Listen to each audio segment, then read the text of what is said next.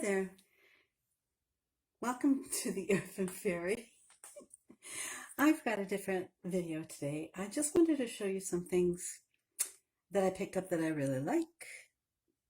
Most of them in mystery boxes, mystery bags, and a few things that I reimagined. So, well, let's start with this monstrosity. I have no idea what this is all about. It feels like sterling. It's really solidly made, but I'm sure this is just glass. I don't understand it, so I thought I would show it to you. And then this is a really sweet set. Earrings and necklace.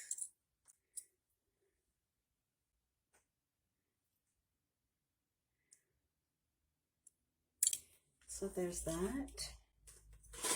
And let's see. We'll go with this. So this I've had for a long time. It's one of the few things that's big that I wear. I don't know why I love it. I'm pretty sure it's bakalite. I'm kind of getting used to the feel of it. And that's what it looks like close up. It's more red than, no, that's about the true color. It's very chunky. There's the closure. And I love this. I just love it. So there's that. And then there's this one, which I found really interesting. I'm not sure if this is real turquoise. It looks more like turquoise than it does dyed howlite, but I think it's really quite lovely. And that again, oh, I think I bought that separately for like $2 and something. There's this sweet, those are silver earrings and necklace set. I liked that. Okay, so I'm sure everybody gets these. They have the Chanel symbol on them. Actually, let's do these first for options. Okay, so these, whoops, were in, I got 2 boxes filled with great jewelry, lots of silver, for $15, both boxes for $15. And these earrings were in there. And I thought they were interesting enough that I looked them up. And they're earrings by Gianfranco Ferrer, Italy. They're, I'll show you, they're marked. And when I did find them,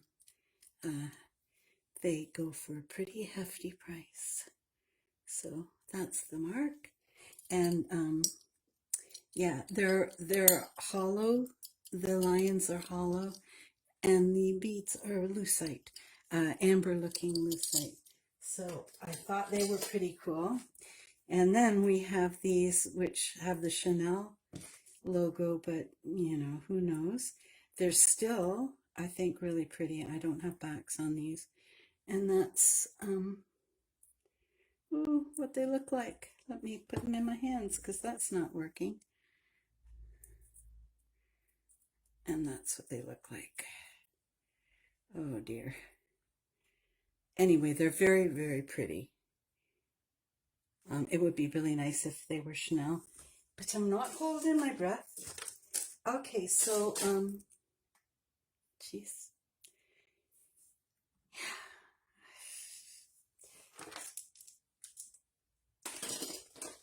All right, I'll just cut there.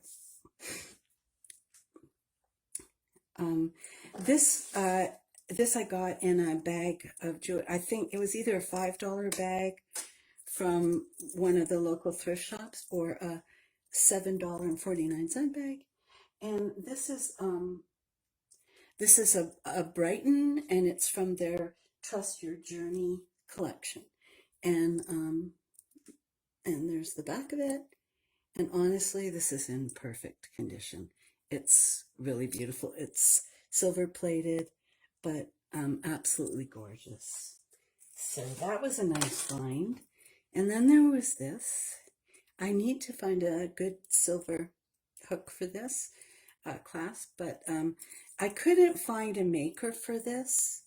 But I did find Sort of exactly the same leaf pattern, like exactly the same.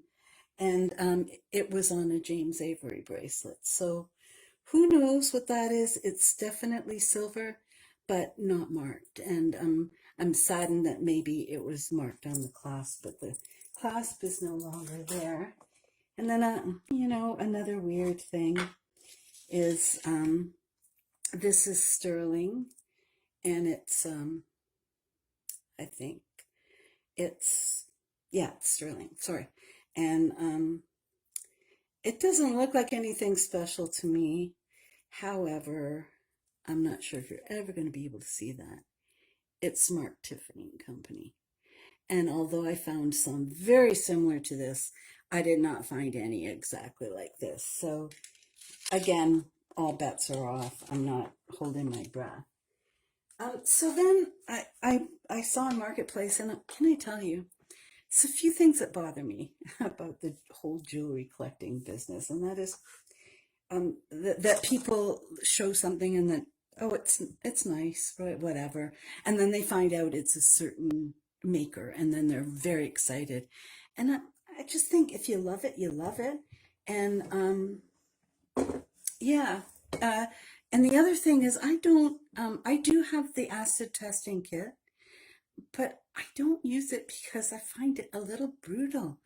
If it's not real gold or silver, you're scratching the coating or the uh, the plating off of it. And if it is, you're still messing with it. And I just find it gets me anxious to watch people just scraping this jewelry along this thing. Anyway, okay, so these are some bracelets I found interesting. I don't know a lot about bakelite. I'm in love with it. I'm afraid I'm in love with it, that I would like to collect it. But I do know that they make some that are transparent. This one is absolutely beautiful. And this is its matching partner in green. It doesn't look as green as it is. And this is a very chunky. I fell in love with just how this felt. It's asymmetric. It's not regular shaped, and the color is almost chartreuse, and it's so soft to the touch. And this is, I just liked this because it was made of glass, and I liked the color. And I think, I don't know, they do such incredible things, don't they, with jewelry? So. And this one is pretty spectacular. It's a bangle, and look at that, the peacock feather. And I'm guessing this is lucite. It doesn't have the same energy, if that sounds weird. Oh well, as the ones that I think are bakelite. And then there's this one, which again, I'm not sure what that's made of. I have no idea, but that's what it looks like close up. And the last one is this huge one. And I looked up marble bakelite, and there it was. Now, again, I'm just new at this. I don't have a clue what I'm doing, but I'm having fun doing it. And so I don't have that silver stuff that you test bakelite with. However, I did run those pieces that I think are bakelite under hot water, and it smelled terrible. And so the formaldehyde is supposed to make a scent, in and it's not pleasant. So I'm hoping that those are okay. So marketplace, again, I'm finding Goodwill and thrift shops are getting too smart, so you very seldom get something interesting. But marketplace has been really good to me. And a woman was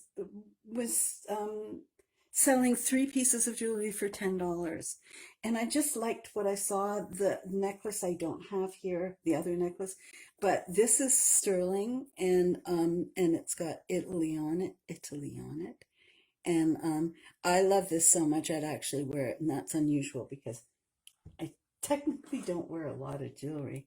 I put some on for this, but and this was the other thing. And this is sterling silver with two turquoise and coral. And it's a vintage indigenous or Native American cuff. And it's signed by J. Baha. Bahe, and he is a Navajo silversmith who started working in silver in the late 70s. So there it's signed there. Do I have it upside down? I think that's it. Anyway, so not bad for $10. I think this is beautiful. It's really tiny, so I'm a very skinny person or a child, but anyway, that's that, and I do think that that's beautiful. So now I want to show you a few things that I've reimagined. And on the topic of bakelite, in one bag of jewelry, I got these green beads. And they were just strung together on string. They weren't supposed to be a bracelet. It was the beads. And again, if you notice, they pretty much look exactly the same as these.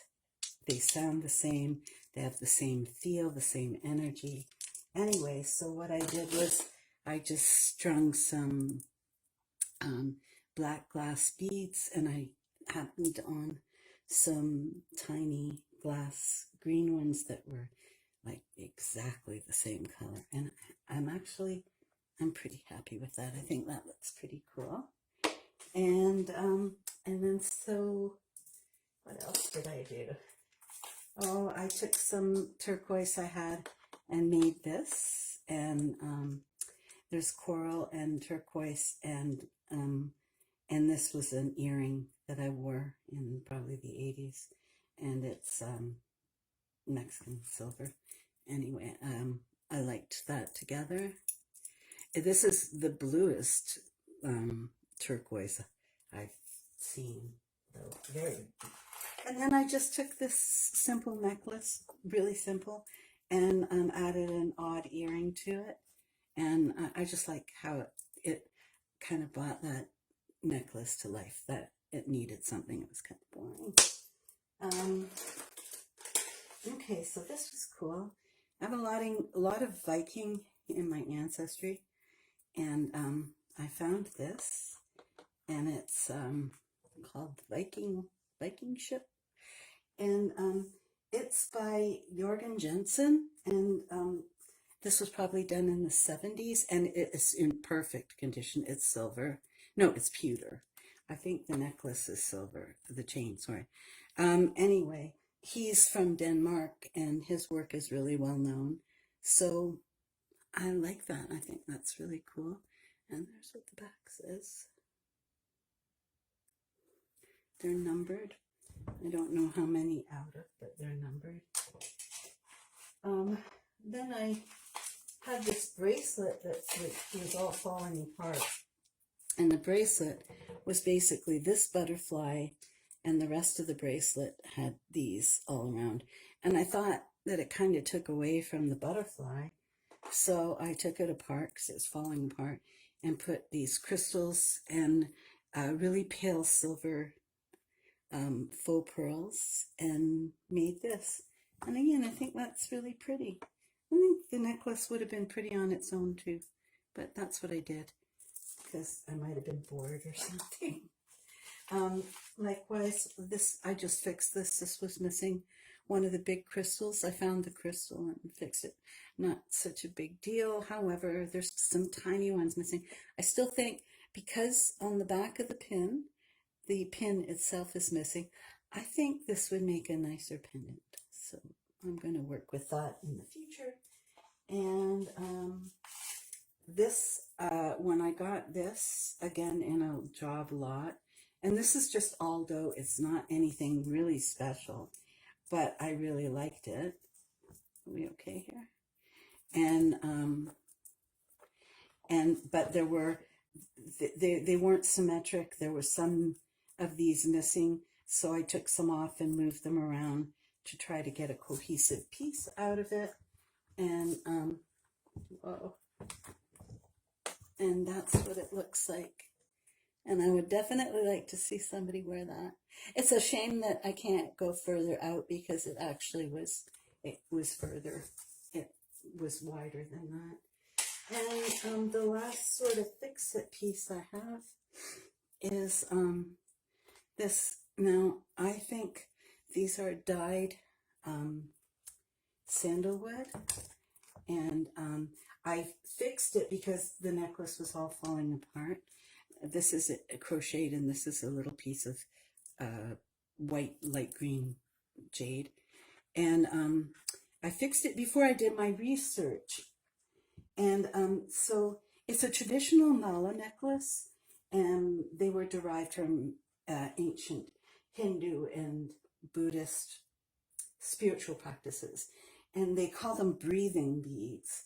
And they ground you. The idea is like a rosary that you would follow the beads. There should be 108 on here, but I counted there's 101. So I'm thinking maybe I should redo it with the respect of what it was intended. And it's become kind of a Western thing now, but it's breathing and centering, and I just like that idea. And I felt the energy of this, and I had to fix it right away. This is the first piece I think I fixed right away. It had to be whole again. So that's what I got for you today. Really simple one. However, I want to show you what I'm going to be doing next, because on the way home from my meeting, I stopped at the Goodwill, and they have hardly ever had bags lately, or jars, especially jars, and there was like 20 of them. And so I got 3, and there they are. And I made a decision the other day when I did a video. I'm not going to go through each bag, because I can see in there the amount of watches that don't work, the obligatory shells, and so I'm going to just go through quickly. I'm not going to spend a lot of time looking, but I'm going to go through quickly and just take out the junk, the kitty stuff, the plastic stuff, the little mouse there, and then I'll do a video with all of the stuff that I deem worthy of showing, which sounds really arrogant, but you know what I mean. You get like Kiss Me I'm Irish buttons and keychains with puppies on them and stuff, and I'd rather not go through that, so I won't go through with a fine-tooth comb, but I'm just going to go through it. So come back for that. And I don't ask, so I don't receive. I never ask people to subscribe or to like, and consequently I have 8 followers. So if you are so inclined, that would be lovely. And if you aren't, well, thank you for dropping by, and we'll see you next time.